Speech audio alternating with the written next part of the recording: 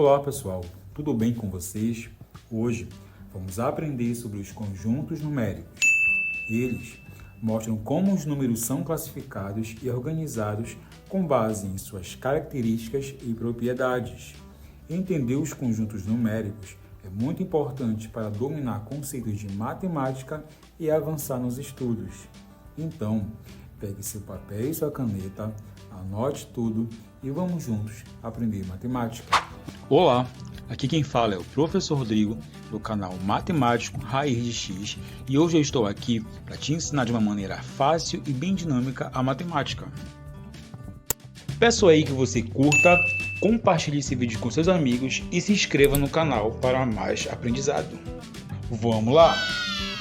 Antes de começarmos de fato o assunto, vamos entender como surgiram os números. Os números surgiram da necessidade básica de contar. No início, as pessoas usavam marcas em pedras, em ossos ou em pedaços de madeira para registrar suas contas.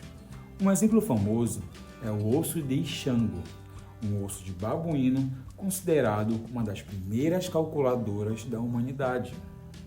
Com o tempo, as sociedades criaram símbolos para representar as quantidades, tornando os cálculos mais práticos. Assim, nasceram os números que usamos até hoje. E foi com essa necessidade básica de contar que surgiram os números naturais. Os números naturais são os números não negativos, ou seja, são os números positivos incluindo o zero. Os números naturais são 0, 1, 2, 3, 4, 5 e assim até o infinito.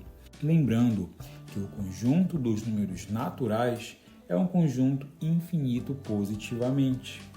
Eles são os números usados para a contagem de coisas e objetos inteiras, como 3 melancias, 2 casas, 4 pessoas e assim por diante. Já os números inteiros surgiram da necessidade de representar a ideia de retirada e subtração. Por exemplo, como simbolizar que de um rebanho de 10 vacas foi retirado 2? Como esta subtração poderia ser representada? Desta forma, surgiram os números negativos, que chamamos de opostos aos números naturais. Vejamos aqui. O oposto de 3 é o menos 3, pois ele está à mesma distância do marco zero. Assim como o oposto de 1000 é o menos 1000, pois também ele está distante a 1000 unidades inteiras do marco zero.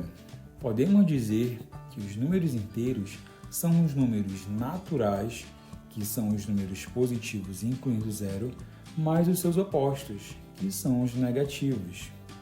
Podemos representar esse conjunto por reticências, menos 3, menos 2, menos 1, 0, 1, 2, 3, reticências e assim sucessivamente.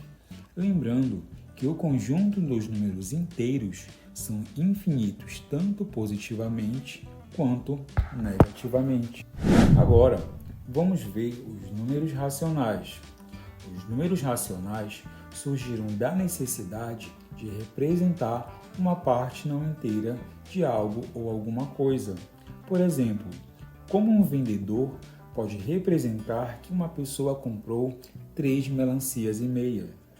Percebemos que são 3 melancias mais uma metade de uma inteira.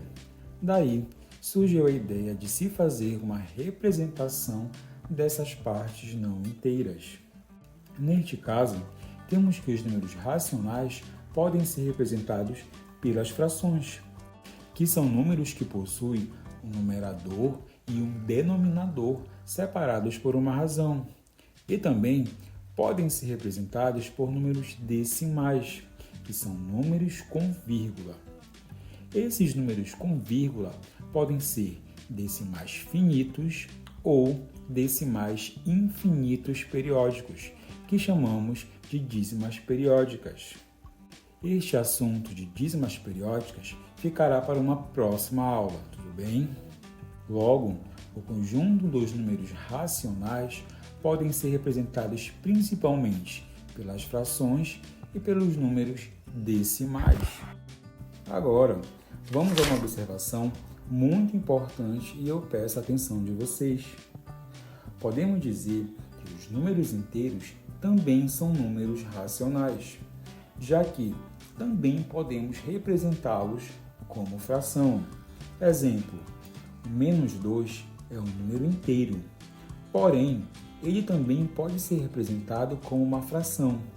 Basta apenas colocarmos o número 1 embaixo dele, tendo assim um numerador e um denominador, pois, colocando o número 1 embaixo do -2, o seu valor numérico não irá mudar, já que sabemos que qualquer número dividido por 1 é sempre ele mesmo. Então, -2 sobre 1 será igual a -2. Sendo assim, podemos dizer que os números inteiros podem ser escritos sim como fração. Logo, os números inteiros também são números racionais, e que os números inteiros são subconjunto dos números racionais, pois os números racionais são os números positivos, os números negativos, mais as frações e decimais. Espero que tenha ficado claro. Vá anotando tudinho em seu caderno aí, ok? Agora vamos falar sobre os números irracionais. Os números irracionais surgiram da necessidade de representar números que não podem ser escritos como fração. Basicamente, podemos dizer que o conjunto dos números irracionais são os números decimais infinitos não periódicos, ou seja, aqueles decimais não exatos e que não possuem uma repetição padrão. Por exemplo, temos o famoso π da matemática, que tem como seu valor numérico 3,14 e vai até o infinito. Percebemos que não existe um padrão de repetição com este número, assim como acontece com raiz de 2 e também com raiz de 3. Eles são decimais infinitos não periódicos.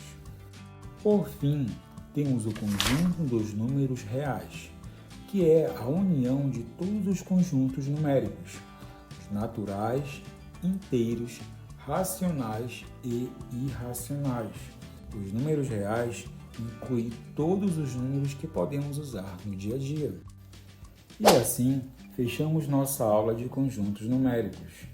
Então, para relembrar, vamos fazer uma breve revisão de nossa aula. Tivemos que o nosso primeiro conjunto é o conjunto dos números naturais, que são os números positivos, incluindo zero.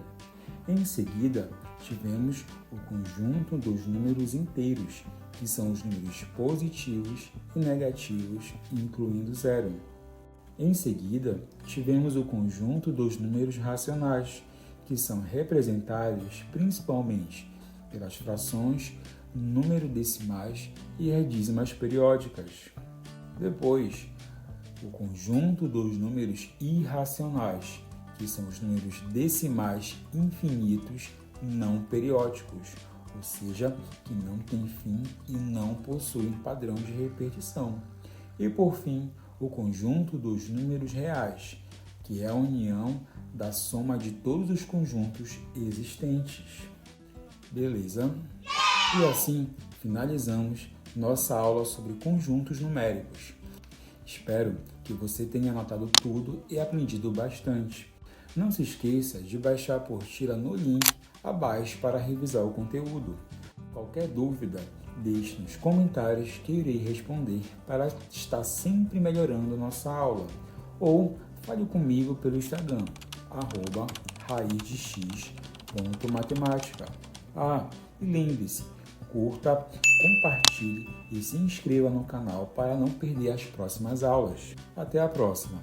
E não se esqueça, sua mente cria sua realidade.